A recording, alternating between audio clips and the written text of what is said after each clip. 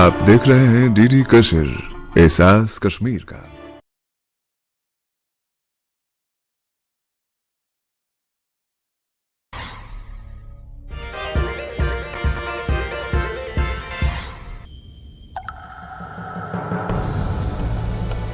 Assalamu alaikum dear students. Today we will discuss the Stokes law, terminal velocity as well, and further if time will permit, then we will discuss surface tension as well.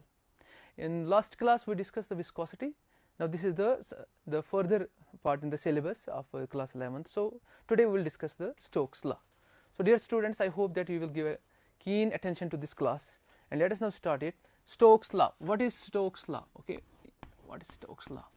This is Stokes law. This Stokes law is for highly viscous fluid.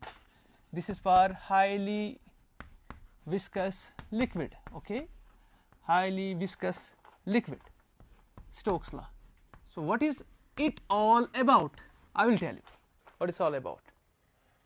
Suppose if we'll drop a ball in a fluid, say in a liquid, viscous liquid like this, we will drop a ball, then what happens there, this ball will actually drag the immediate layer of the liquid which is in contact with it, and then the layer that gets a relative motion with other layers of the fluid, and due to that relative motion between different layers of the fluid, there comes a force known as the viscous force. Now viscous force, let us denote this viscous force by F. Now it was this Stokes who did a lot of experimentation, and what he selected a spherical object like spherical ball, and did this experimentation with different liquids like water, glycerin, and different liquids.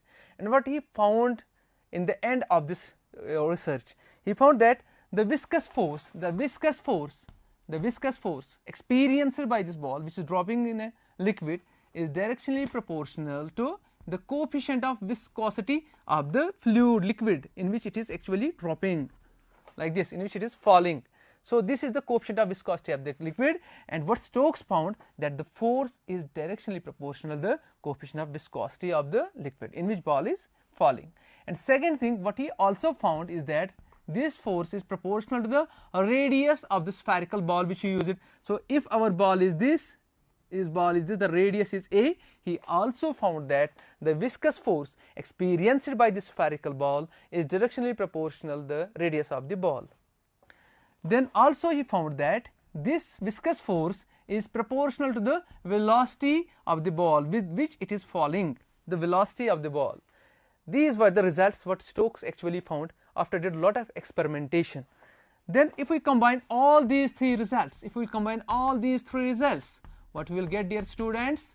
What we will get on combination this all three results? We will get that F is proportional to eta, this is coefficient of viscosity of a liquid in which ball is falling, radius of the ball, as well as the velocity with which ball is falling inside a liquid. So this is proportional to this. Now when we actually here change this proportionality and make it into the equality, here comes a constant of proportionality known as K. You can say this is that the constant of proportionality here is eta, A, and V. By some other methods, this K has been found to be 6 pi. This K is found to be 6 pi. So therefore we will get the viscous force experienced by the ball, F is equal to 6 pi eta A and this V. So this is known as the Stokes law. The Stokes law, you have the mathematical formation with you, that F is equal to 6 pi eta AV. So we can say that Stokes law, what Stokes law is actually telling us, it's telling us that the viscous force experienced in a ball which is falling inside a liquid is directionally proportional to the coefficient of viscosity of the liquid, is directionally proportional to the radius of spherical ball which is actually falling inside the liquid, and the V is the velocity with which the ball is falling inside the liquid. This is what is Stokes law all about, and this is the mathematical formula for this Stokes law. F is equal to 6 pi eta AV. I hope that you have got this Stokes law. Now we will move to the terminal velocity. What is terminal velocity? Okay, what is terminal velocity? Let me tell you terminal velocity, dear students. terminal velocity. Now what is terminal velocity? Terminal velocity. Terminal velocity. What is terminal velocity? Okay, so this is now second part of this question. What is terminal velocity? Suppose if I will consider a jar which is filled with, say, liquid water, for example water, okay, so it is filled with water like this, okay, so it is water, actually it is water. Now any fluid, as so what I will do here, suppose the ball is falling like this inside it, the liquid, we drop a spherical ball like this, spherical ball, this is spherical ball, the radius of ball is a, as we have used it in Stokes' law as well. Now it is falling with velocity v, it is falling. Now after actually traversing a distance through this liquid, it will attain a constant velocity, and that constant velocity is called the terminal velocity. You know, terminal is end velocity, end means that is the maximum value what it attains. Okay, so that's why it's called the terminal velocity. Terminal means it is the end of that velocity, that extreme end of the velocity. That's why it's called the terminal velocity. Now let me explain here how it actually attains the terminal velocity. Let me explain like this. I have zoomed out this ball of radius a, okay, so as to make you understand. So now here it has few forces which is acting upon the ball. One force is, that is weight, which is acting downwards, and you know that weight is equal to mg. What is m? What is m, dear students? M is the mass of this ball, okay, okay. Now g is acceleration due to gravity. Another force is called the viscous force, what actually Stokes law is telling us all about, okay. The viscous force, that viscous force is acting upwards, as we know it's acting upwards. So viscous force is acting upwards, and you know from Stokes' law this is nothing but it is equal to 6 pi eta av. What is a? A is the radius of this ball, okay. What is v? Is the velocity. There is another force which is called the buoyancy or buoyant force, that also acts upwards. You know, from very basic class, elementary class, you might have heard about that, the buoyancy force, that's also acting upwards like this. This is the buoyant force or buoyancy, buoyant force u. So total three forces are acting on the ball. One is the weight, which is mg. One is the viscous force, which is equal to 6 pi eta av as per the Stokes' law, and one is the buoyant force. What is buoyant force? Buoyant force actually is equal to the water displaced, the weight of the water displaced by this body. जितना ये body ना वो fluid और liquid displace करेगा, उसका जो wait होगा उसके बराबर ये buoyant force होगा. सो मैं इसको लिखूंगा ऐसे m dash g, where the m dash is the mass of that displaced water. It is not mass of the ball, but it is the mass of the displaced water. That's why I have written here m prime g. Prime is for the mass of displaced water. So these three forces are acting on the ball. What happens actually? We know here what happens. This weight is mg. This is constant. You cannot play with this. This is constant. Its mass is constant. Acceleration due to gravity is constant. Here the viscous force, which is acting upwards, and u is the buoyant force. See, buoyant force, the mass of the displaced liquid which is displaced by the ball, and g is acceleration due to gravity. So it is comprised of only constants. So therefore you cannot, this will not vary. But however, the viscous force, that is a function of velocity of the body. As the velocity increases, because it is accelerating first, the velocity increases. When the velocity increases, the viscous force increasing. So this is the function of v. This is not a constant. It is function of v. It is getting changing with the speed. So there is a play between this weight as well as this. So we can say, well, there comes a situation when this increases to that extent, when this force F increases to that extent, such that the sum of the two, F plus u, the balance is the weight. Okay, since weight is downwards, weight जो है वो downwards है, F जो है force वो upwards है, और u जो है buoyant force वो upwards है. तो वहां पर एक सिचुएशन ऐसी आ जाएगी जब ये वेट बैलेंस हो जाएगा, sum of these two force जो अपवर्ड्स है, डाउनवर्ड फोर्स बैलेंस हो जाएगा. क्यों हो जाएगा बैलेंस? बिकॉज ये एफ इंक्रीज होता जा रहा है, जब ये इंक्रीज हो जाएगा, अपवर्ड फोर्स इंक्रीज हो रहा है, तो वेट को ही बैलेंस करेगा तब. सो तभी मैं बोल रहा हूं जब ये डाउनवर्ड वेट जब बैलेंस हो जाएगा, sum of the these two forces, viscous force and the buoyant force, तब ये बॉल आ जाएगी इक्विलिब्रियम में. इक्विलिब्रियम का मतलब मुझे यहां पर बोलने का है total force acting on this ball become zero. Okay जब टोटल फोर्स जीरो बनेगा तो एक्सेलरेशन भी जीरो आ जाएगी as per the Newton second law F equal m a. When acceleration zero बन जाएगी तो इसकी जो स्पीड होगी वो यूनिफॉर्म बन जाएगी, कांस्टेंट बन जाएगी, and that constant velocity is called the terminal velocity. वही मैंने बताया था, पहले हम v लिखते हैं, लेकिन जब ये अटेन वेलोसिटी नीचे करेगी उसके बाद जब बैलेंसिंग हो जाएगी तब मैं इसको vt नाम दूंगा, टर्मिनल वेलोसिटी, बिकॉज अब ये कांस्टेंट होगी, अब ये कांस्टेंट होगी। तो इस हिसाब से जब हम मैथमेटिकल लैंग्वेज में इसको एक्सप्रेस करेंगे हम बोलेंगे देयर कम्स अ सिचुएशन जब हमारा वेट जो है इट गेट्स बैलेंस्ड आउट, जो डाउनवर्ड वेट है it gets balanced out by the जो अपवर्ड फोर्सेस हैं, the sum of the two. Upward forces कौन कौन सा है? विस्कस फोर्स है, बायंट फोर्स है। डाउनवर्ड कौन सा है? वेट। एक सिचुएशन ऐसी आती है because this F is variable, is a function of V. एक सिचुएशन ऐसी आती थी जब इनका सम बराबर इसके बराबर हो जाएगा तब ये बैलेंस हो जाएगा। तो जब एक फोर्स बैलेंसेस हो जाएंगे तो net force on the body becomes zero, net force of the body becomes zero, acceleration is equal to zero.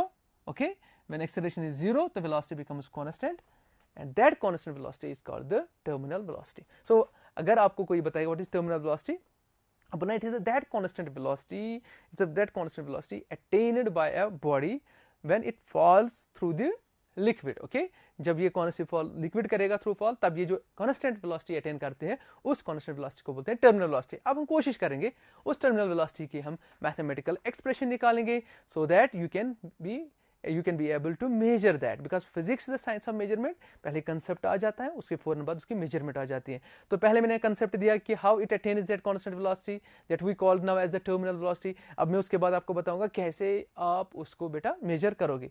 सो आप देखिए मेजर करने के लिए ये वेट जो है this is mg, but remember it this m is the mass of the body and this g is acceleration due to gravity. You know what is this f? Stokes law से 6 pi eta av।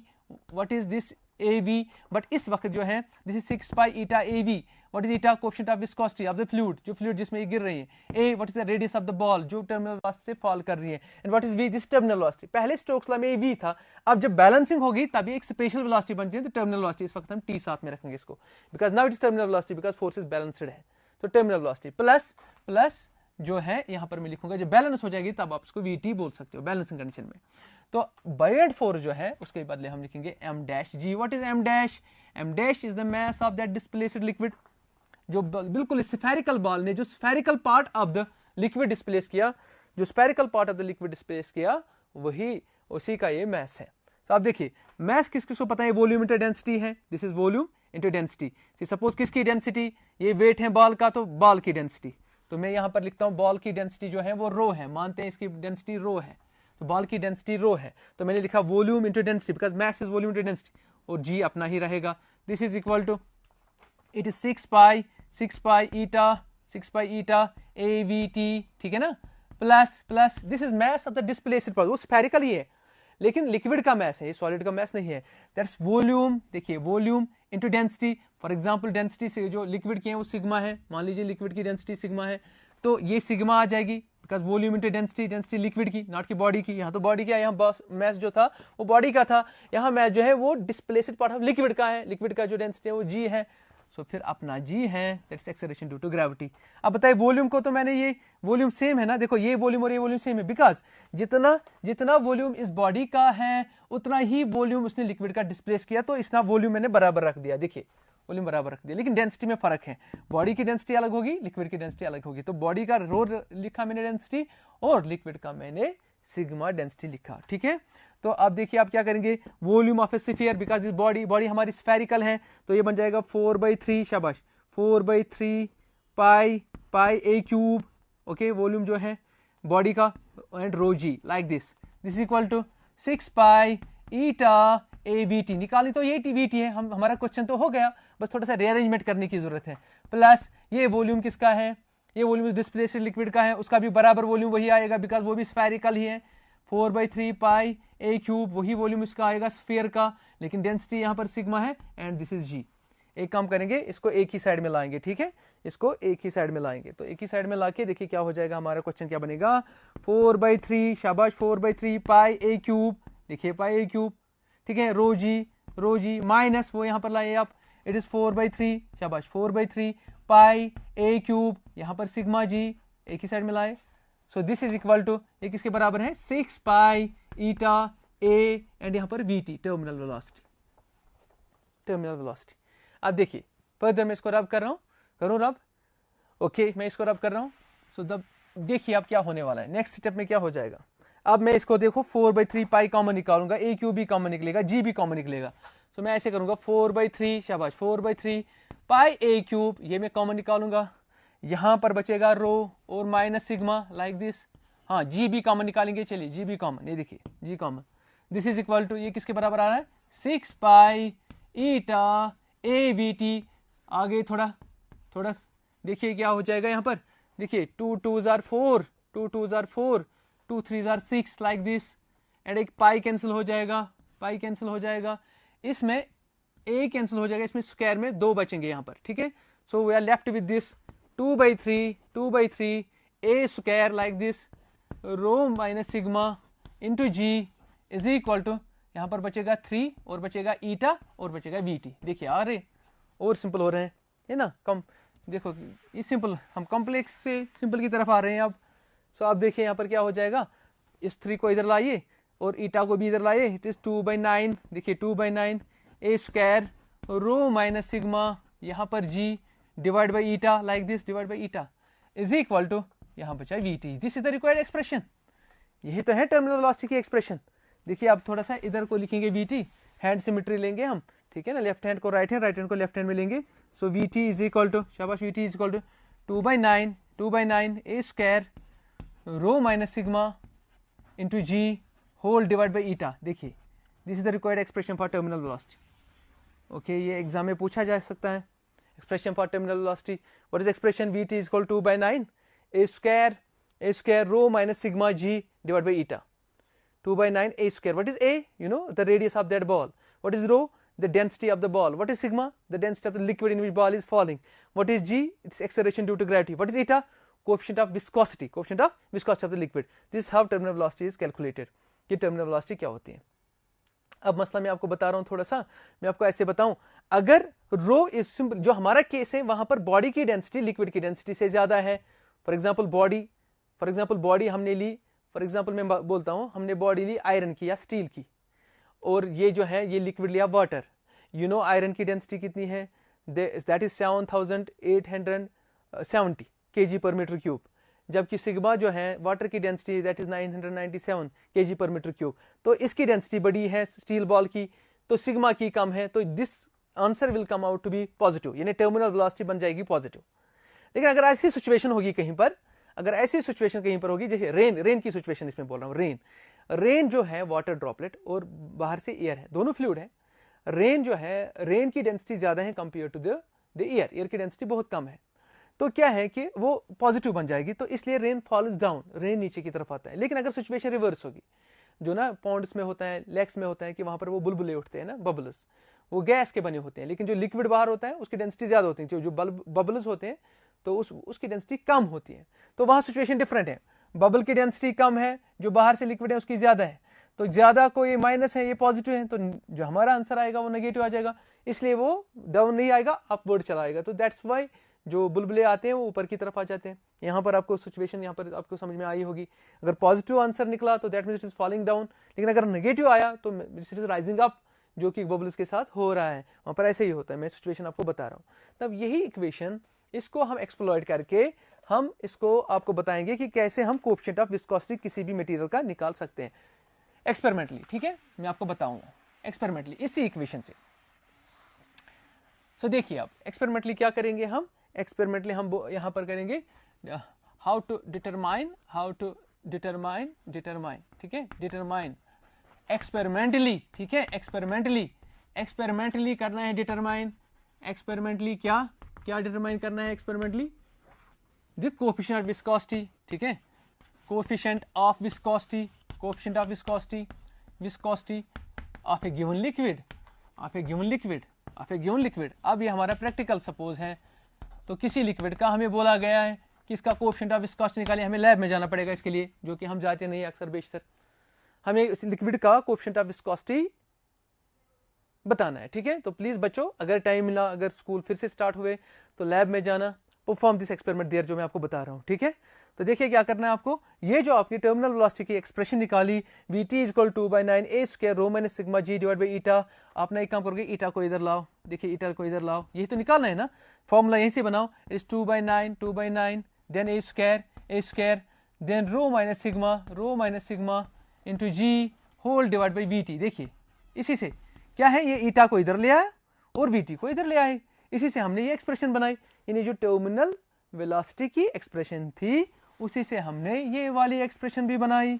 अब देखो बच्चों क्या करना है आपको, जब आप लैब में होंगे what you will do their, आपको क्या चाहिए, अगर आपको कोएफिशिएंट ऑफ विस्कोसिटी निकालना है ना, किसी भी लिक्विड का कोएफिशिएंट ऑफ विस्कोसिटी आपको निकालना है, तो आपको एक तो यहाँ पर ये फॉर्मूला लगेगी 2, तो आपको पता है, यू नो दैट्स 9, ये कांस्टेंट है, क्या जरूरत है, a is the radius of ball, okay, जिसमें जिस लिक्विड में आप जानना चाहते हो उसकी कोएफिशिएंट ऑफ विस्कोसिटी क्या है, उसमें आप वो बॉल डाल रहे हैं, जो बॉल आप डाल रहे हैं उसका आप रेडियस आराम से निकाल सकते हो, मेरी वर्नियर कैलिपर लेके उसका डायमीटर निकालो डिवाइड बाय 2, आपका रेडियस आ जाएगा, ठीक है। और जो g है this acceleration due to gravity, this rho जो बॉल आप इस्तेमाल करोगे, जैसे फॉर एग्जांपल आपने अभी मैं बताऊं आपको आपने आयरन यूज किया, ठीक है, आयरन आपने यूज किया, इसका रो जो है आपका वो 7800 से 70 है, ठीक है। सो सिमिलरली अगर आप स्टील के बॉल्स इस्तेमाल करोगे, स्टील के, तो 7850 ये जो है kg पर मीटर क्यूब में है, ठीक है, kg पर मीटर क्यूब, ये डेंसिटी kg पर मीटर क्यूब में मैं डेंसिटी बता रहा हूँ, ऐसा यूनिट है इसका, ठीक है। तो आपका आपको पता होता है, ठीक है। तो इसी तरीके से अगर आप कॉपर का यूज करोगे, ठीक है, कॉपर का तो समथिंग 8950 इसका जो डेंसिटी है वो हम सबको पता होती है, ठीक है, इनकी डेंसिटीज हमें ऑलरेडी पता होती है, जो भी बॉल आप इस्तेमाल करोगे उनकी डेंसिटी आपको ऑलरेडी पता होगी।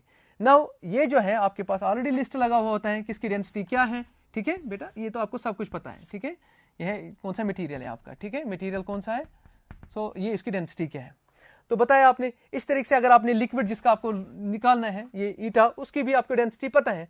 फॉर एग्जाम्पल अगर आप मटेरियल वाटर रखोगे, वाटर उसकी डेंसिटी 997 kg पर मीटर क्यूब है, ठीक है, kg पर मीटर क्यूब है।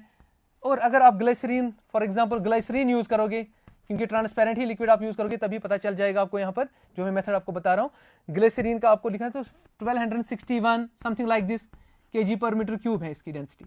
सो तमाम मटेरियल्स का आपको पता है, आपको इसका भी पता है। देखिए आपको जो लिक्विड में जो जिसके आप निकालना चाहते हो कोएफिशिएंट ऑफ विस्कोसिटी, उसकी भी डेंसिटी आपको पता है। आपको जो दूसरे मटेरियल आप यूज करोगे उनकी भी डेंसिटी पता है। लैब में जाके तो आपको ये रो भी पता है, आपको ये सिग्मा भी पता है, आपको जी भी पता है, आपको टर्मिनल वेलोसिटी आप निकाले है ना, ये मसला है। लैब में आपको ये पैरामीटर निकालना है। जब आप shall be able to find out this terminal velocity तो ईटा खुद ब खुद आ जाएगा, तो दोनों आपके हो जाएंगे। तो टर्मिनल वेलोसिटी भी आप निकाल सकते हो और फिर टर्मिनल वेलोसिटी जब पता चल जाएगी आप कोएफिशिएंट ऑफ विस्कोसिटी भी उस लिक्विड की निकाल सकते हो जिस लिक्विड में आपने बॉल डाली हुई है। तो ये है एक्सपेरिमेंटेशन, ये आप कर सकते हो कहाँ पे, या आप लैब पे कर सकते हो, ठीक है। तो आप क्या करोगे, मैं आपको बता रहा हूँ आप क्या करोगे लैब में। आप एक गिलास जार लोगे, जैसे मेरा गिलास जार यहाँ पर है, ये जैसे ये गिलास जार है, ये गिलास जार है, ऐसे फिल इट विद वाटर। इसमें आप या तो वाटर डालो या तो इसमें आप ग्लिसरीन डाल दो, ठीक है, जिस मटेरियल जिस भी लिक्विड का आप निकालना चाहते हो कोएफिशिएंट ऑफ विस्कोसिटी। बट यहाँ जो मेथड में दिखा रहा हूँ, yes of course it should be transparent, because आपको देखना है। तो वाटर डालो, ग्लिसरीन डालो, जो भी ट्रांसपेरेंट आपका है वो लिक्विड आप ले लो, इसमें डाल दो, उसका आपको निकालना है कोएफिशिएंट ऑफ विस्कोसिटी। बट सब पैरामीटर्स आपको पता है, you need to know this terminal velocity. What you will do, मैं यहाँ से दिखाऊंगा फिर इसमें आपको फिर बताऊंगा। सपोज आपका ट्यूब ऐसा है लाइक दिस, आपका ट्यूब ऐसा है वहाँ पर लैब में, तो आपका ट्यूब समथिंग लाइक दिस, जैसे मैंने आपको गिलास जार बताया ऐसे सपोज ये गिलास जार है, ठीक है। तो ये गिलास जार है, इस पे आप एक काम करो, बिकॉज लिक्विड यहाँ से यहाँ फिल है, लिक्विड यहाँ से फिल है लाइक दिस, लिक्विड यहाँ से फिल है पूरा। इसमें आप एक काम करोगे, यहाँ से 2 मार्क रखोगे, थोड़ा नीचे, टॉप पे मार्क नहीं रखोगे, नीचे। You can use rubber band, आप रबर बैंड ला सकते हो, एक रबर बैंड यहाँ रखोगे और दूसरा रबर बैंड आप यहाँ रखो लाइक दिस। वो 2 मार्क आपके पास हो गए, mark A and mark B, for example A and B, 2 mark आपके पास आ गए, ठीक है। तो पहले जब आप बॉल ड्रॉप करोगे, जो भी बॉल आप यूज करोगे, स्टील के, आयरन के, that's available with you in the labs, तो मैंने उनकी डेंसिटी आपको बताई हुई है। तो आप जो है आप उस बॉल को यहाँ ड्रॉप करोगे, थोड़ा सा उसको लगेगा time in order to attain the terminal velocity. मैंने पहले ही बताया कि पहले वो फोर्सेस बैलेंस नहीं होते हैं, उसको क्या है कि जब विस्कस फोर्स बढ़ जाता है तब जाके वो F+U बैलेंस हो जाते हैं W के साथ, तब जाके टर्मिनल वेलोसिटी अटेन होती है, दैट कांस्टेंट वेलोसिटी। इसलिए आप मार्क थोड़ा नीचे रखोगे, टॉप पे नहीं रखोगे, नीचे रखोगे। तो उसके बाद क्या करोगे, जब बॉल ये तो दिखेगी, ये ट्रांसपेरेंट होगा, जो लिक्विड आपका है वाटर है, ग्लिसरीन है, दिखेगी वो बॉल। जब वो दिखेगी आपको वो बॉल, तो यहाँ से आप एक stop watch, you have mobile with you, you can use that mobile in the form of stop watch there, और लैब में अपनी अपनी स्टॉप वॉच होती है।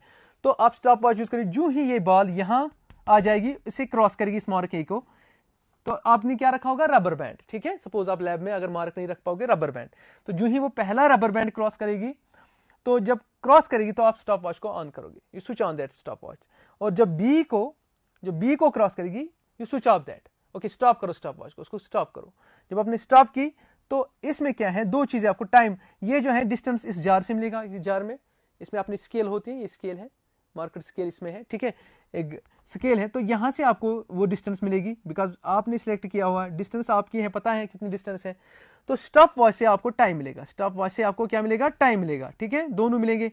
So the terminal velocity will be simply vt will be s/t। देखिए lab में मिला ना, कितना सिंपल सा एक्सपेरिमेंट है ना, आप डरो मत इन चीजों से, सिंपल सा एक्सपेरिमेंट है। vt आपका निकल गया, क्या है, distance or displacement, you say the time, so displacement over time you will get this constant velocity, what is that known as terminal velocity। जब यहां से टर्मिनल वेलोसिटी निकली, लैब में आपने निकाली, ये गिलास जार, सपोज ऐसा गिलास जार आप यूज करोगे वहां पर, या इससे भी बड़ा आप कर सकते हो use, you can make a big ना greater distance, large distance as well. तो आप लार्ज डिस्टेंस लेके आप बड़ा ट्यूब भी इस्तेमाल कर सकते हो, और ये छोटा वाला भी कर सकते हो इस्तेमाल, मैंने तो ऐसे ही किया है। तो आप एक काम करो, तो आप ऐसे ही 2 मार्क्स रखो, से रबर बैंड यहाँ पर और यहाँ पर रबर बैंड, यहाँ से जब वो बॉल गिरेगी धीरे धीरे ग्लिसरीन में, तो ये क्रॉस करेगी, स्टॉप वॉच ऑन करो, यहाँ से क्रॉस करेगी, दूसरा मार्क क्रॉस करेगी, तो स्टॉप वॉच बंद करो। तो डिस्टेंस आपको स्केल से मिलेगी, जो आगे स्केल इसमें लिखी हुई है, तो उससे आपको डिस्टेंस मिलेगी, और जो टाइम आपको मिलेगा वो स्टॉप वॉच से मिलेगा। तो simple use this basic formula for velocity, displacement over time, you will get the terminal velocity. और उसके बाद वो टर्मिनल वेलोसिटी यहाँ यूज कीजिए इस फार्मूला में, यू विल गेट दिस ईटा, आपको कोएफिशिएंट ऑफ विस्कोसिटी मिलेगा, है ना, कोएफिशिएंट ऑफ विस्कोसिटी आपको वही मिलेगा। तो कितना विस्कस है कोई फ्लूइड, आपको यहाँ से मिलेगा, ठीक है। सो मैं आपको बताऊं इस कोएफिशिएंट ऑफ विस्कोसिटी के बारे में, तो इतना समझ में आया होगा, I hope you understood it. बहुत आसान सा एक्सपेरिमेंट है, you can perform it as well in your home, क्योंकि कोई ज्यादा इसका ये रॉकेट साइंस नहीं है, तो मतलब आप कुछ भी कर सकते हो, ठीक है। तो देखिए घर में भी कर सकते हो आप। देखिए इधर अब क्या करेंगे, हम आपको दिखाएंगे थोड़ा सा, ये जो ईटा है, ईटा जो है इसका यूनिट क्या है, ठीक है। आपको F is equal to 6 pi eta AV है ना। देखिए इसका मतलब eta is equal to F divide by 6 pi, फिर यहाँ पर रहेगा A और यहाँ पर रहेगा V। अगर यूनिट कोई बताएगा, इसका न्यूटन है, देखिए न्यूटन है, 6 पाई कांस्टेंट है, इसका मीटर है, इनटू वेलोसिटी का मीटर पर सेकंड है, metre square. So the units जो इसके होंगे, यूनिट्स ऑफ ईटा जो होंगे, यूनिट्स ऑफ ईटा, SI जो होगा, शाबाश, वो कितना होगा, न्यूटन, ठीक है ना, मीटर स्क्वायर और सेकंड को ऊपर ले आएंगे, सो न्यूटन सेकंड पर मीटर स्क्वायर। सो कोई इसको ऐसे भी लिख सकता है, न्यूटन मीटर स्क्वायर पैस्कल, सो पैस्कल सेकंड भी लिख सकता है, ठीक है, ऐसा भी। सो CGS यूनिट क्या होगा, शाबाश, CGS यूनिट बताओ, न्यूटन के बदले आएगा डाइन, सेकंड ही है, लेकिन मीटर के बदले आएगा सेंटीमीटर स्क्वायर, ठीक है ना। तो ये जो आपने इसका लिखा, तो आपको ये आंसर आ जाएगा। तो इसको हम क्या बोलते हैं, इसको पॉइज भी बोलते हैं, ठीक है, पॉइज भी बोलते हैं इसको, CGS यूनिट को, ठीक है। You can very much write down this is poise. So what is the relationship क्या है इन दो यूनिट्स के बीच में, रिलेशनशिप क्या है मैं आपको बताऊंगा। 1 newton second per centimetre square is equal to 10 dyne second per centimetre square, this is the relationship. ये 10 आ जाएगा, you can calculate it, you can convert this newton in the dyne, that's 10 to the power 5 dynes, centimetre को metre, this metre को centimetre में convert कर लो, ठीक है ना। तो आपको ये आंसर आ जाएगा, कौन सा आंसर, ये आंसर आ जाएगा आपको। So that's how you can calculate it. So अब मैं आपको बताऊं, तो CGS यूनिट्स का पॉइज भी है, मैं थोड़ा सा आपको बताऊंगा यहाँ पर, थोड़ा सा वाटर के लिए क्या है, मैं वाटर के लिए आपको बताऊंगा ईटा क्या है, थोड़ा सा आपको याद रहेगा। वाटर के लिए जो ईटा है, मैं पता है मैं एट 20 डिग्री दे रहा हूँ, एट 20 डिग्री सेंटीग्रेड, बिकॉज ये मुख्तलिफ टेम्परेचर पे मुख्तलिफ होता है। सो वाटर के लिए इट्स 1.0016, ठीक है ना। ये जो है, सो मैं आप लिखूंगा दिस सेंटीपॉइज, ये जो CGS यूनिट है, इसमें याद रहेगा आपको सेंटीपॉइज। सो आप इसको बराबर लिख सकते हो, आपको याद रहेगा, this is approximately equal to 1 centipoise, ठीक है, अप्रोक्सीमेटली इक्वल टू 1 सेंटीपॉइज, ठीक है, सेंटीपॉइज। सो ऐसे आप लिख सकते हो। सो जबकि आप मरकरी के लिए ये बहुत ज़्यादा है, ठीक है, मरकरी के लिए ज़्यादा है। तो इस मतलब ये आप थोड़ा आइडिया आ रहा है आपको कोएफिशिएंट ऑफ विस्कोसिटी क्या है लिक्विड का, और मरकरी का क्या है वो थोड़ा आइडिया इसमें आप जनरेट कर सकते हो। सो उसमें आप लिख सकते हो से दैट्स 1.6 मरकरी में, तो इस तरीके से आप सेंटीपॉइज उसमें लिख सकते हो। इस तरीके से डिफरेंट लिक्विड्स के लिए आप बोल सकते हो क्या किसके लिए क्या है, ठीक है। तो मैं आपको आगे ले चलता हूँ, हम क्या पढ़ने जा रहे हैं आगे ना। इतना समझ में आया? अभी तक हमने क्या पढ़ा डियर स्टूडेंट्स? अभी तक हमने पढ़ा द स्टोक्स लॉ, अभी तक हमने पढ़ा टर्मिनल वेलोसिटी, ठीक है। अब आगे चलेंगे, अब आगे मैं आपको क्या पढ़ाने जा रहा हूँ, ठीक है डियर स्टूडेंट्स। देखिए मैं क्या पढ़ाने जा रहा हूँ, मैं आपको पढ़ाने जा रहा हूँ मॉलिक्यूलर फोर्सेस, क्योंकि एक्चुअली टॉपिक जो है पहले वो है सरफेस टेंशन के लिए हमें बेस बनानी है। मैं आपको पढ़ाऊंगा बाद में सरफेस टेंशन, लेकिन उससे पहले मैं आपको मॉलिक्यूलर फोर्सेस पढ़ाऊंगा, ठीक है। What is molecular force? Okay, molecular force, molecular force. देखिए मैं आपको बिफोर मॉलिक्यूलर फोर्स में आपको फिर से एक बार बता रहा हूं कि अगर आपको बताएगा कोई स्टोक्स लॉ जो है, इसे हमने क्या सीखा? हमने सीखा कि रेन जो है, चूंकि उसकी डेंसिटी ज्यादा है एयर से तो इसे फॉल डाउन होता है। लेकिन जो गैस मैंने बताया पॉन्ड्स में जो बुबल जो बनते हैं, चूंकि गैस का जो है डेंसिटी कम है एज कम्पेयर टू द जो उसका सराउंडिंग है, सराउंडिंग में लिक्विड, तो इसलिए वो राइज अप हो जाते हैं, बिकॉज आंसर वीटी का नेगेटिव आता है। तो आप इवन ये भी बोल सकते हो कोएफिशिएंट ऑफ विस्कोसिटी से कौन कितना विस्कस फ्लूइड है, जिसका ये ज्यादा आएगा वो उतना विस्कस है। तो अकॉर्डिंगली आप बोल सकते हो किस मशीनरी में कौन सा आप लुब्रिकेंट यूज करोगे। लाइट मशीनरी में लाइट लुब्रिकेंट यूज करोगे लाइक ऑयल एंड एटसेट्रा। लेकिन जो हैवी मशीनरी है, हैवी मशीनरी लाइक जो हमारी बड़ी ट्रक्स होते हैं एटसेट्रा, वहां पर you can make use of the grease, because वहाँ लुब्रिकेंट ग्रीस चलेगा जिसकी विस्कोसिटी बहुत ज्यादा है। सो मतलब हर किसी चीज के पीछे ना जो पढ़ रहे हो आप, आपके देखने एप्लीकेशन क्या है इसकी। फिर अब आ रहे हैं हम किसकी तरफ? मॉलिक्यूलर फोर्सेस की तरफ। So what are molecular forces? The attractive forces between the molecules of substance. Okay, the attractive force between the molecules of substances is called the molecular forces. जो attractive force होते हैं between different जो molecules होते हैं substance के, उनके बीच में जो attractive force होता है उसको हम बोलते हैं बेटा molecular forces. अब molecular forces तो attractive हैं, लेकिन इसके two types हैं, ठीक है, two types हैं. One is called the cohesive force, one is called the cohesive force, and another is called the adhesive force. One is called the cohesive force and another is called the adhesive force. So what is cohesive force and what is adhesive force? If the attractive force, because it's the part of molecular force जो है ये attractive force होता है, attractive force होता है, ठीक है। attractive force किनके बीच में बेटा? between molecules of substance, है ना, between molecules of a substance, ठीक है। अब जो है, अब ये जो हम जानते हैं cohesive as well as adhesive force जो है ये इसका पार्ट है। तो कोहेसिव फोर्स क्या है, तो एडिसिव फोर्स क्या है? तो कोहेसिव फोर्स जो है, कोहेसिव फोर्स में बोलेंगे हम ऐसे, it is the attractive force between the molecules of same substance, यानी एक ही सबस्टेंस के मॉलिक्यूल्स होंगे। लेकिन जो एडिसिव फोर्स है, it is the attractive force, because molecular force है, अट्रैक्टिव होगा ही, it is the attractive force between molecules of different substance. ये फर्क है। ये जो कोहेसिव फोर्स है ना, ये molecule, it is a type of molecular force, यानी it is attractive force between the molecules of same substance. लेकिन यहाँ क्या है adhesive force? It is the attractive force between molecules of different substances. ये आपको याद रखना पड़ेगा। फॉर एग्जाम्पल मैं आपको बता रहा हूँ, उसके बाद आपको मैं ये बताऊँ, सपोज अगर कोई गिलास ट्यूब है लाइक दिस, गिलास ट्यूब है, तो आपने इसमें वाटर रखा है, दूसरे में मरकरी रखा है। सपोज इसमें वाटर है और इसमें मरकरी है, फॉर एग्जाम्पल इसमें मरकरी है। सो वाटर जो है, अगर हमने वाटर यहाँ से वाटर मतलब निकाला, यहाँ से सपोज नोजल रखी, यहाँ पर नोजल रखी, हमने वाटर निकाला। जब हम वाटर निकालेंगे यहाँ से, तो कोई वाटर स्टिक नहीं करेगा on the walls of this glass tube, stick नहीं करेगा। व्हाई? क्योंकि जो कोहेसिव फोर्स है, that means the force between the molecules of water, cohesive force जो अपने मॉलिक्यूल्स में है, सेम मॉलिक्यूल्स में है सबस्टेंस के, वो ज्यादा है compare to the adhesive force between the molecules of this water and the molecules of glass, जो गिलास है। तो चूंकि कोहेसिव फोर्स यहाँ वाटर में ज्यादा है compare to the adhesive force between the molecules of water and the glass molecules, तो इसीलिए उसको इसमें मैं बोल रहा हूँ एडिसिव फोर्स ज्यादा है। एडिसिव फोर्स ज्यादा है कोहेसिव फोर्स के मुकाबले में, तो एडिसिव फोर्स ज्यादा है, कोहेसिव फोर्स कम है। ओके, तो क्योंकि adhesive force between the molecules of water and गिलास ज्यादा है, इसलिए इसको वेट कर पा रहा है, यानी गिलास को ये वेट कर पा रहा है। अगर आपने देखा वाटर गिलास को वेट करता है, क्यों करता है वेट? बिकॉज जो कोहेसिव फोर्स वाटर में है वो लेस है, ठीक है ना। यहाँ कोहेसिव फोर्स, जो कोहेसिव फोर्स है यहाँ पर, cohesive force between the molecules of water वो लेस है compared adhesive force, adhesive force, ठीक है ना। मैं आप शॉर्ट में लिखता हूं ताकि आपको समझ में आ जाए। मैं शॉर्ट में लिखता हूं, इस वाले सिचुएशन में कोहेसिव फोर्स जो बिटवीन मॉलिक्यूल्स ऑफ वाटर है वो लेस होगा एडहेसिव फोर्स के मुकाबले में इस वाली सिचुएशन में। तो चूंकि वो लेस है, एडहेसिव फोर्स ज्यादा है, तो इसलिए बेट कर पा रहे। लेकिन मरकरी में अपोजिट है, यहां पर जो कोहेसिव फोर्स है वही ज्यादा है कंपेयर टू एडहेसिव फोर्स इनके सब मरकरी। तो कोहेसिव फोर्स जो है वो ज्यादा है compare to the adhesive force between the molecules of mercury and glass.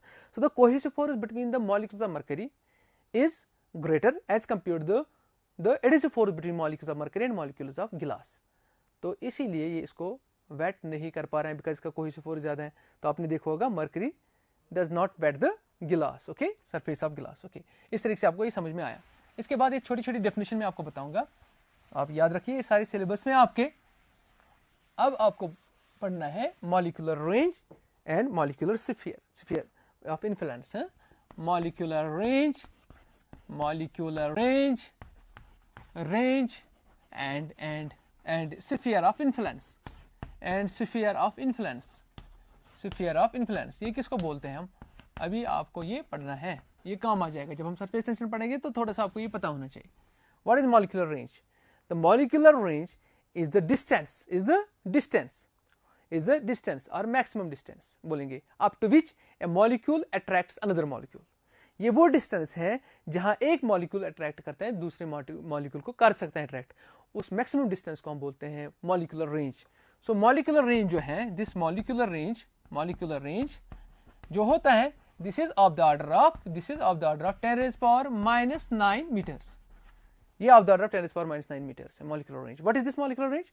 It is the maximum distance up to which a molecule influences or attracts the other molecule. Okay, वो कितनी distance है? It's of the order of 10 raised power minus 9 meters.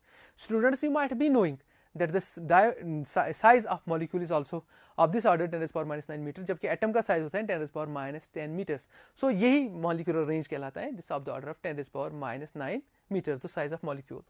अब देखिए, अब हम further क्या बोल सकते हैं आपको, what is sphere of influence? What is sphere of influence? Suppose ये एक molecule है, ठीक है, ये molecule है, इसको एज ए सेंटर रख लीजिए और इसकी जो डिस्टेंस आप लीजिए 10 raised power minus 9 meters, और फिर एक ड्रा स्फीयर कीजिए। जो स्फीयर हम ड्रा करेंगे इसके इर्द गिर्द with molecular range as radius, that's called the sphere of influence. Because यहाँ से भी ये अट्रैक्ट होगा, से यहाँ से भी अट्रैक्ट होगा, इधर को भी अट्रैक्ट होगा, यहाँ से भी, ये जो स्फीयर इसके बना है, यानी जिस स्फीयर में इन्फ्लुएंस अपना करेगा, ओके ना, जिस स्फीयर तक ये अपने अट्रैक्ट करेगा दूसरे मॉलिक्यूल्स को, या दूसरे मॉलिक्यूल इसको अट्रैक्ट कर पाएंगे।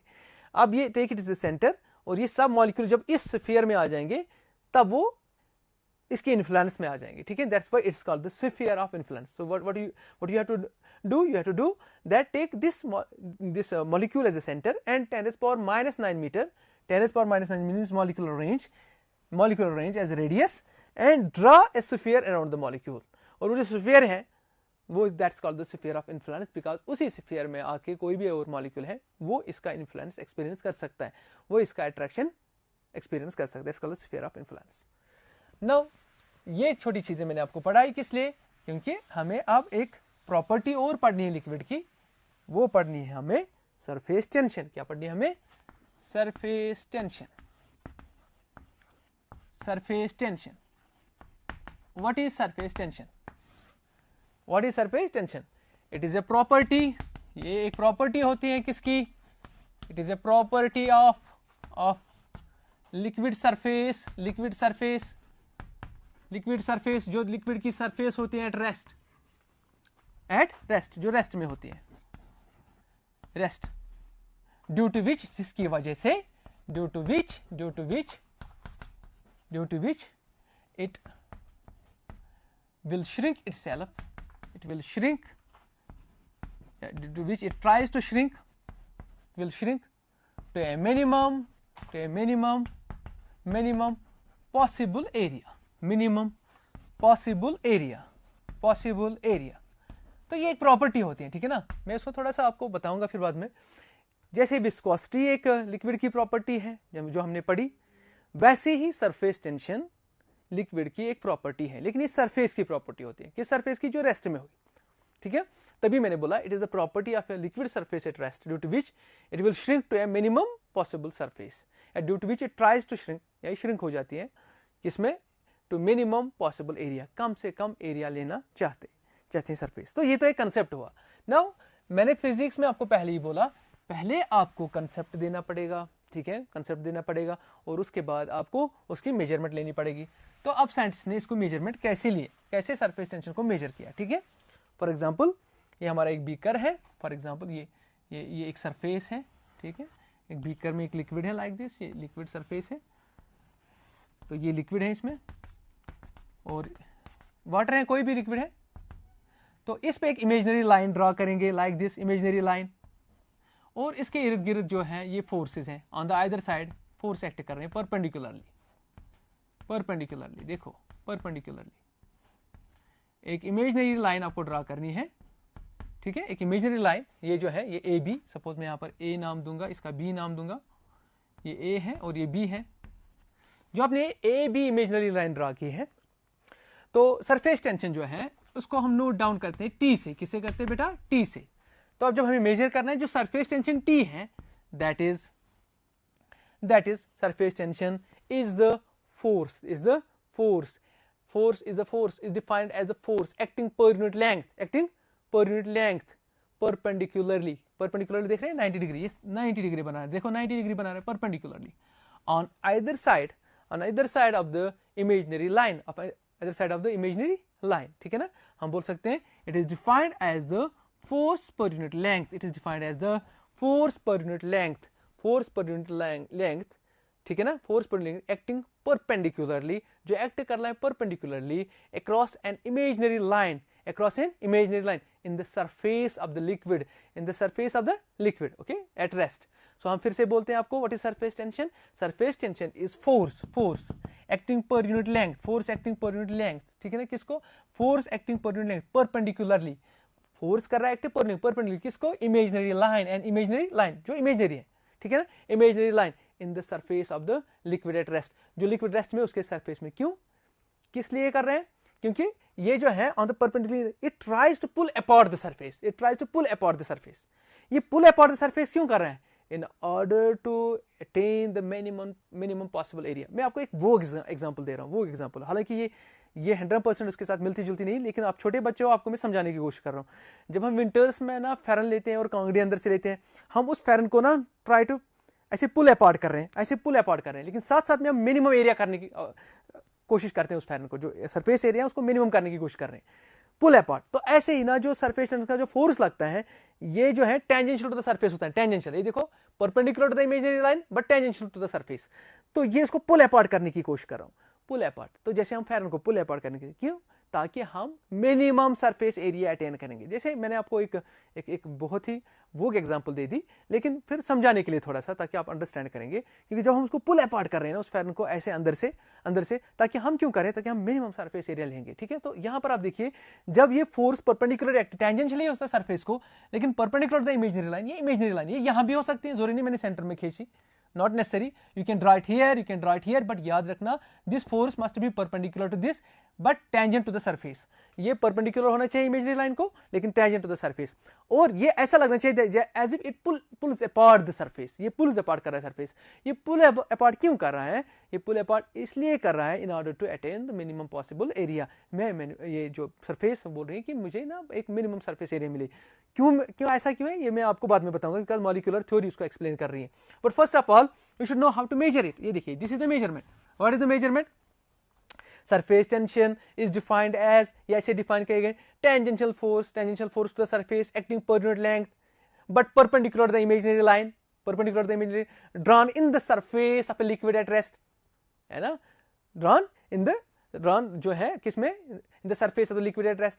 क्यों, in order to achieve the minimum surface area, and it should try, this force, tangential force, should try to pull apart the surface along this imaginary surface in order to achieve the minimum possible area. I hope you understood it. फिर से मैं बोलूँ एक बार, surface tension is defined as the force acting per unit length perpendicularly to the imaginary line drawn in the liquid surface at rest, ठीक है ना, and tries to pull apart the surface, ये क्या कर रही है, pull apart the surface across the imaginary line in order to achieve minimum possible area. I hope you understood it. Okay, आप इसकी डेफिनेशन लिख भी सकते हो जो मैंने बताया, और मैं इसको रब कर रहा हूँ। हाँ, एक और बात, अब चूंकि नई क्वांटिटी हमारे पास आई तो हम इसके यूनिट्स पढ़ने जा रहे हैं, हम इसके यूनिट्स पढ़ने जा रहे हैं। सरफेस टेंशन की यूनिट्स ऑफ टी, ठीक है, यूनिट्स ऑफ टी देखिए क्या यूनिट्स रहेंगे, मैं आपको बता रहा हूं यहां पर। तो एसआई, पहले एसआई यूनिट पढ़ेंगे, एसआई पढ़ेंगे। क्या एसआई क्या है, देखिए फोर्स का न्यूटन है एंड दिस लेंथ का मीटर है, सो न्यूटन पर मीटर, ठीक है बेटा, क्या है, न्यूटन पर मीटर। तो अगर सीजीएस पढ़ेंगे तो क्या आ जाएगा, सीजीएस पढ़े तो डाइन, शाबाश, dyne per centimetre, dyne per centimetre, you can get the relationship as well.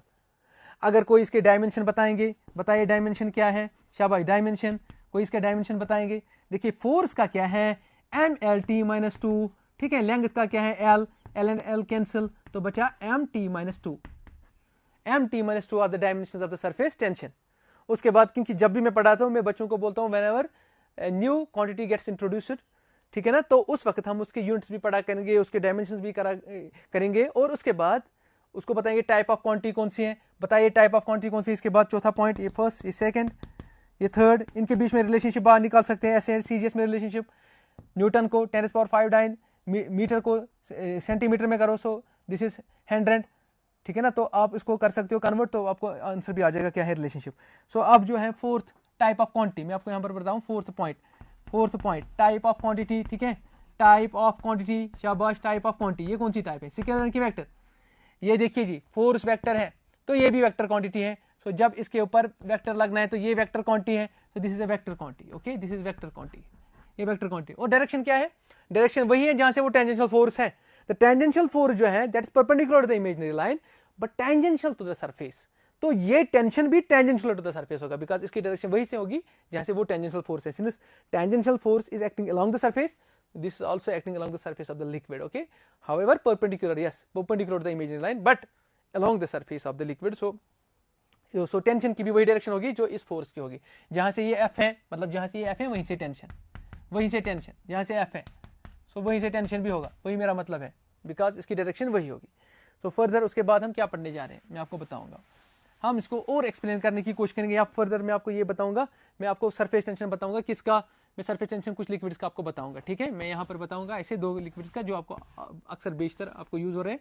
तो this is surface tension, surface sorry this is liquid, कौन सा लिक्विड है, सो लिक्विड यहाँ पर लिखेंगे, लिक्विड, हाँ, यहाँ पर उसका surface tension, surface tension, surface tension में दूंगा मिली न्यूटन, न्यूटन ही, मिली न्यूटन पर मीटर में लिखूंगा, मिली न्यूटन पर न्यूटन में, मिली न्यूटन पर मीटर, न्यूटन पर मीटर तो है, मैं मिली में दूंगा। तो पहले वाटर में लिखेंगे, सपोज वाटर में है 72, it is 71 point something but approximately it is 72, और ये मैं बताऊंगा ये at 20 degree, at 20 degree temperature पे मैं आपको बता रहा हूँ, ठीक है।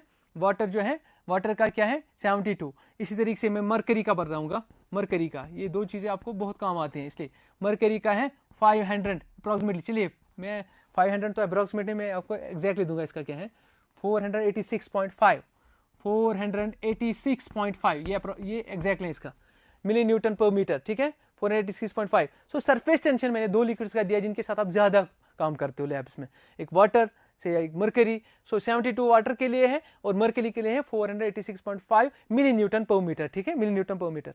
सो मैंने ये आपको, आप भी याद रख सकते हैं ये क्या है सरफेस टेंशन, मैंने कुछ लिक्विड्स का आपको बताया, ठीक है। लेकिन हाँ, और एक बात, अगर आपने इसको, ये तो एट 20 डिग्री है, मैं बताऊंगा एट 20 डिग्री ये है, एट 20 डिग्री, अगर टेम्परेचर बढ़ा होगे आप इसका, अगर आप 25 डिग्री लिखोगे, पता है कम होता जा रहा है, ये जो है ये कम होता जाएगा, ये बन जाएगा कुछ 71 के करीब, ये बन जाएगा 485.5, डिक्रीज हो जाएगा सरफेस टेंशन, ठीक है, सरफेस टेंशन जो है मिली न्यूटन पर मीटर में, मिली न्यूटन पर मीटर में डिक्रीज हो जाएगा, ये डिक्रीज हो जाएगा, देखिए आपको देखिए एज टेम्परेचर इंक्रीज तो सरफेस टेंशन डिक्रीज। तो यही हम पढ़ा भी रहे हैं आपको कहीं कहीं पर कि बताइए टेम्परेचर के साथ साथ सरफेस टेंशन को क्या होता है, तो आप तब बोलते हैं कि with increase in this temperature the surface tension decreases. अच्छा, आज इस क्लास में जो है कि मैंने डिस्कस क्या क्या किया, मैं रिपीट कर रहा हूँ बिकॉज इस क्लास में इतना सफिशिएंट है, इनफ है। जब मैं नेक्स्ट क्लास में आपको पढ़ाऊंगा, कीप वाचिंग माय लेक्चर्स, उसमें मैं इसकी मॉलिक्यूलर थ्योरी पे आ जाऊंगा, यू विल अंडरस्टैंड कि क्यों सरफेस पे टेंशन होता है, वो आप अंडरस्टैंड करोगे, तो ये भी अंडरस्टैंड करोगे वहां पर क्या एनर्जी होती है, सब उस पर हम एक्सप्लेन करेंगे मॉलिक्यूलर थ्योरी में। लेकिन इस क्लास में मैं थोड़ा सा रिपीट करके आपको बताऊंगा मैंने क्या क्या पढ़ाया। मैंने पढ़ाया पहले आपको स्टोक्स लॉ, ठीक है ना, उसके बाद मैंने आपको पढ़ाया टर्मिनल वेलोसिटी, उसकी एक्सप्रेशन भी निकाली। फिर एक एक्सपेरिमेंटेशन में मैंने बताया कि टर्मिनल वेलोसिटी की एक्सप्रेशन कैसे हम यूज करेंगे in order to find out the coefficient of viscosity of a liquid. फिर मैंने वो बताया आपको, उसके लिए एक्सपेरिमेंट भी सजेस्ट किया कि कैसे आप घर में किसी भी लिक्विड का, ऑफ कोर्स ट्रांसपेरेंट जो मैंने मेथड दिया आपको, उसका आप निकाल सकते हो कोएफिशिएंट ऑफ विस्कोसिटी। हाँ करो, अभी आप घर में हैं, लॉकडाउन है, you have enough time, please do these activities at your home. निकालो वाटर का कम से कम कोएफिशिएंट ऑफ विस्कोसिटी निकालो, दूसरे लिक्विड का निकालो, ग्लिसरीन का, या आज को आपको बाजार से भी मिलेगी इजिली अवेलेबल टू यू। और उसके बाद आप एक काम करोगे, मैंने क्या पढ़ाया आपको फिर से, बाद में मैंने आपको पढ़ाया मॉलिक्यूलर फोर्सेस क्या होते हैं, उसके दो टाइप्स मैंने आपको बताया, कोहेसिव फोर्स, एडिसिव फोर्स क्या होता है। और ये भी मैंने बताया क्यों वाटर गिलास को वेट कर रहा है, बिकॉज वाटर में कोहेसिव फोर्स कम होता है कंपेयर टू एडिसिव फोर्स। और क्यों मरकरी नहीं वेट कर रहा है गिलास को, क्योंकि मरकरी में कोहेसिव फोर्स ज्यादा होता है कंपेयर टू एडिसिव फोर्स, नहीं वेट कर रहा है। इसीलिए थर्मोमीटर में भी हम मरकरी ही यूज कर रहे हैं, बिकॉज अगर वाटर यूज करेंगे वाटर जो है नीचे आएगा ही नहीं, मरकरी वेट नहीं कर रहा है ना गिलास को, इसलिए मरकरी जब ऊपर जाएगा टेम्परेचर किसी का नापने पे तो फिर वापस भी आ जाएगा, बिकॉज वो वेट नहीं कर रहा है गिलास को। तो सेकंड थिंग मैंने आपको जो बताया, उसके बाद मैंने सरफेस टेंशन बताई, एक और प्रॉपर्टी है लिक्विड सरफेस की जो रेस्ट में है, वो मैंने आपको बताया। और ये भी बताया कैसे मेजर करते हैं, T is equal to F/L, force per unit length, which is acting perpendicularly across the imaginary line on in the liquid surface, okay, but tangential to the surface in order to acquire the minimum surface area. It tries to pull apart the surface actually to attain the minimum surface area, okay। वो मैंने बताया आपको, ये चीजें मैंने आपको बताया कि उसके यूनिट्स वगैरह सब कुछ आपको बताया सरफेस टेंशन के।